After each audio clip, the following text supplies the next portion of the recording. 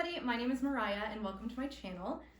So I wanted to start a series on here all about planning a Disney fairy tale wedding. When my fiance and I got engaged, we knew immediately that we wanted to have a Disney wedding, and we looked on YouTube and we couldn't find any videos fully explaining the process or how anything worked or the pricing or really anything. We just saw people saying like, oh, we booked a Disney wedding and this is what we're doing. We're the first people to do this. And I love those videos, but it doesn't really give you a ton of information without having to call Disney. Now, my fiance and I were supposed to get married at Disney's Wedding Pavilion this October, but due to everything happening in the world right now, we have decided to postpone our wedding until October 2021. I hate saying that, but we just want to make sure it's safe for all of our friends and family coming from out of state to Florida, because we don't want anybody to have to travel right now during Miss Corona. And we definitely don't want anybody to feel unsafe at our wedding. So we decided to postpone to next year and just make sure everybody can have the best time and everybody can be safe and happy, and hopefully we can all hug each other again next year. So in this video, I just kind of want to run through the initial planning process of the wedding, and I do plan on making a few videos a month, maybe weekly, just depends. Seeing now that I have an entire year again to kind of go through the planning process. We actually just did most of the planning already on the phone with our wedding planners this year, but they are so nice and they told us that next year, because our tastes might change or decisions might change a little bit on location or whatever, that we will be able to meet with them in person next year to officially go over all of our floral design, decor, cake tasting, food tasting, all of the fun parts of planning a wedding. So the first thing I want to talk about when planning a Disney wedding is don't freak out when you hear Disney fairy tale wedding. I know Disney usually comes with a pretty nice price tag, but Disney honestly makes it very fair to everybody and really gives a lot of people an opportunity to be able to have their dream wedding. Now, I'm not going to say it's inexpensive. It's a wedding. They're usually pretty expensive. I think the average wedding in America is like $35,000. And if that's not in your price range, it doesn't have to be. Disney will do something as small as having the couple and 5 friends at your wedding, or 2 family members, whatever you want, and just a little cake, and you can call that your wedding, and that's perfect. I mean, if the idea is that you and your partner get married and you have the best day of your life. You can make it a few $1,000s. I think like $2,000 is like the minimum price, or don't quote me, but it's pretty low. And you can make it unlimited amounts of money if that's what you want to do on your day. My fiance and I were going to get married at the Grand Floridian at the Wedding Pavilion, and that is still our plan. We then are having our cocktail hour at the Whitehall patio. It's an indoor-outdoor room at the Grand Floridian Convention Center. We do have about 85 guests coming, and we figured it would just be easiest to keep everybody kind of in the same location rather than jumping to like Epcot or something. But now that we have to postpone, we're thinking of some new places to maybe have our reception. Right now it's just in a ballroom, which are beautiful, but since we have to wait a little longer, we might try to make it a little bit more magical. So there's tons of different options for venues for your ceremony and your reception. The first thing you need to think about before you even contact Disney is about how many guests you're gonna have. Again, you can have just the 2 of you and maybe a couple witnesses, and you can have thousands of people. But they do need to know that to give you some location ideas, especially because some locations will only hold up to 2,000, some will only hold up to 100, so it's really just personal preference.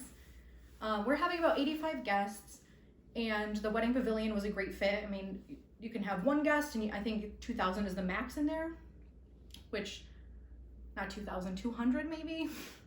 2,000 is a lot. If you know 2,000 people going to your wedding, God bless you, because that's expensive. But that's definitely something you're gonna need to know. You're gonna need to know how many people, what your approximate budget's gonna be, and some different locations that you like. So you can go on the Disney Fairy Tale Weddings website, fairytaleweddings.com, and look at their venues for whatever size party that you have. There's in-park, there's resorts, there's indoor, outdoor. You just need to do what fits best for you. Now, of course, theme parks are going to be a little bit more expensive than the resorts. So if that's something that you're interested in, make sure you talk to your wedding planner about that, because it will be decently more expensive than a normal wedding at like the wedding pavilion would be. So once you have your budget kind of figured out, it doesn't need to be perfect, set in stone yet, and about the amount of people that you want to have, we gave them a range between like 70 and 90. That way they could kind of just play off that and tell us if our budget would be suitable for that, to even if we just had to wind up doing the bare minimum. And they are so amazing with your budget. I'll talk about planning in a later video, but they basically just have you add every single thing you could ever want onto your budget and then slowly deduct from there. That way you don't have to keep making new budgets, adding different things. You just kind of go crazy at the beginning, cut down, change your florals, change all those kind of things, change your food options, and they really do make it work for you. It's very, very easy, a one-stop shop. So, sorry, I went on a little bit of a tangent, but once you kind of have all that information ready, you can call Disney. We called about a year and a half in advance and just told them what dates we're interested in and what location. And then they can't officially hold that date until 364 days before the event. Disney books many weddings every single day, so it makes sense to me that you can't book up until a year. But it is nice to let them know if you're interested in Cinderella carriage, if you are interested in a specific location or if you need a very specific date, because they will call you and they will do their absolute best to get you exactly what you want, especially if you're calling ahead of somebody calling that day. Now, one really amazing thing about planning a Disney wedding is the wedding packages come with a wedding planner that will stick with you from the minute you book your wedding all the way through to wedding day. They also have a team. You have a resort room specialist who will help you book your room block for your guest if you choose to do that. And you'll have an assistant planner that is there 24/7 if your wedding planner is busy or at an event. And then the day of, you also have additional team members with your wedding planner as well. Now, once you have contacted Disney and you have your date selected, they will send you over your contract, and there is a down payment due as soon as your contract is booked. It's not a very big contract, and again, you do not have to have an expensive Disney wedding. If you want me to talk more about budget and the actual price breakdown of things at a Disney wedding, I will absolutely do that. It is kind of personal, private information, but I think everybody deserves to know without having to go all the way through the process, because if you think it's something that you really are passionate about and you really want to have a fairy tale wedding, I think it's nice to know the prices before you get into everything, because they don't really post too much of it online. A lot of things were very surprising in price compared to other weddings, but again, it doesn't have to be that way. I will say the food is pretty expensive, and the food and cake are the only things that you need to use through Disney. So you can get an outside florist, hair and makeup, videographer, photographer, DJ. You don't have to use anything at Disney besides the food. Now the food, I know you can take nothing home, and except for your top tier of your wedding cake, but we opted to just use them for absolutely everything apart from hair and makeup, because I found a company I really love. And we are also using, sorry, there's people right outside my window. Hey. So we are using them for everything except for hair and makeup and videography. Disney does not offer any videography services, but they do have a recommended list of vendors. And we found another company that we really love as well. So we are using outside services for that. Everything else is relatively the same price as any of the outside vendors. It's just a lot easier to talk to two people, your wedding planner and your florist, and they kind of just do it all for you.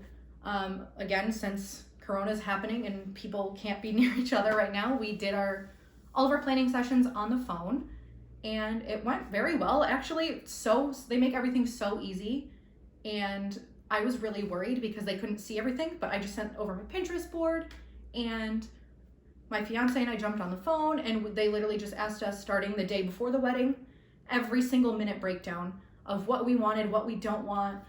And then the same with the florist, what kind of decor. She asked me where my bridesmaid dresses were from, and she already had the swatch of their dresses. So they really they make it very, very easy for you. And I would recommend this to absolutely anybody. I know a lot of friends and people getting married, and they're stressed constantly because they have to contact 20 different vendors and be here and be there and make sure this gets refunded and this person's here. When honestly, Disney, literally, you show up, they do it for you, they tear it down, they make your day run smoothly. Very easy from beginning to end. So my next video, I'm going to be talking about the actual planning session and what kind of things they talk about, and go over a little bit more pricing that they kind of hide. They don't hide it from you, but they don't really talk to you about or send you information about until after you've booked. But I want to talk just a little bit about that because I know it's really, the numbers can be very scary for a wedding. But like I said, you do not have to have an expensive wedding. The easiest way to cut down on any wedding price is just lessen the amount of guests you want to have. The less people you have, the less mouths you have to feed, the less forks you have to rent, the less chairs you have to rent, the less tables you have to use. Everything gets cheaper the lower your guest count is. So if you want a very elaborate wedding, I recommend having a smaller guest count. If you want just like a beautiful, normal wedding, have as many people as you want. It's gonna be a perfect day no matter what. So thank you guys so much for watching. Please subscribe if you are interested in hearing a little bit more about Disney fairy tale weddings over the next year and some months, because it's not happening this year. I will also talk about things like dress shopping, bridesmaid dresses, since we already have everything ready to go for our wedding next October. Great. But thank you guys so much for watching again, and please subscribe if you are looking for a little bit more information about this, and I will see you guys next week.